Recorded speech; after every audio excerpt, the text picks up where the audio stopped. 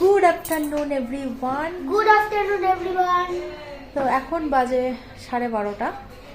তো রান্নাবান্না মোটামুটি চলছে আর কি।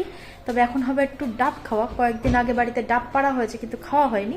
আগে আমাদের নারকেল গাছে না প্রচুর পরিমাণের ডাব হতো আর কি, কিন্তু এখন আর সেভাবে রাখা হয় না, বা রাখা হয় না বলতে থাকে না, হয় না, ফলন অনেক কমে গেছে।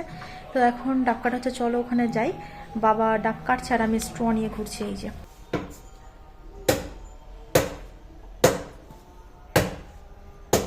দেখো বাঁদরের মতো লাফাচ্ছে। এই হচ্ছে আমাদের বাড়ির ডাব। সাইজটা কিন্তু ভীষণ বড়। খেতে পারবি তো তুই? দাঁড়া ধর ভালো করে, ধরিস কিন্তু। হ্যাঁ দিয়েছি দিয়েছি। কেমন মিষ্টি না টক না ঝাল? খেতেই তো পাচ্ছি না। দাঁড়া এবার দেখ, ঠিক আছে? কেমন মিষ্টি? হ্যাঁ। ফেলিস না কিন্তু, আস্তে আস্তে খাবি।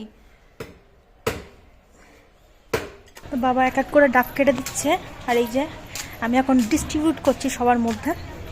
আমি শেষে খাবো আর সবাইকে দিয়ে নেই। এটা কি মিষ্টি? ভালো না? আমাদের বাড়িতে যেদিকে তাকাবে সেদিকে তুলসী গাছ। এখানে খানিক, এখানে খানিক, প্রচুর তুলসী গাছ আমাদের বাড়িতে। ব্যাপক ব্যাপক। মানুষ ছাড়া ডাব বড়। হ্যাঁ, এটা হচ্ছে মাঠের গাছ। হ্যাঁ এর একটা জল নোট ছিল, তো খাটের তলায় রেখেছি। আচ্ছা আচ্ছা, তার মানে ওটা ঝুনো হয়ে গেছে। হ্যাঁ,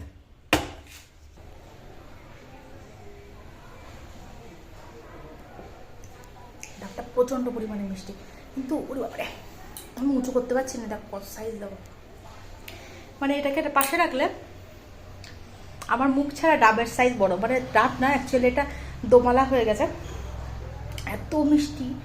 আগে আমাদের বাড়িতে প্রচুর পরিমাণে ডাব হতো, নারকেল হতো। এখন না অনেকটা ফলন কমে গেছে। আর আমাদের পাশে যেহেতু বাড়ি আছে, অনেকগুলো ডাব গাছ কেটেও দিতে হয়েছে, যেগুলো ভালো ভালো আর কি, কেটে দিতে হয়েছে।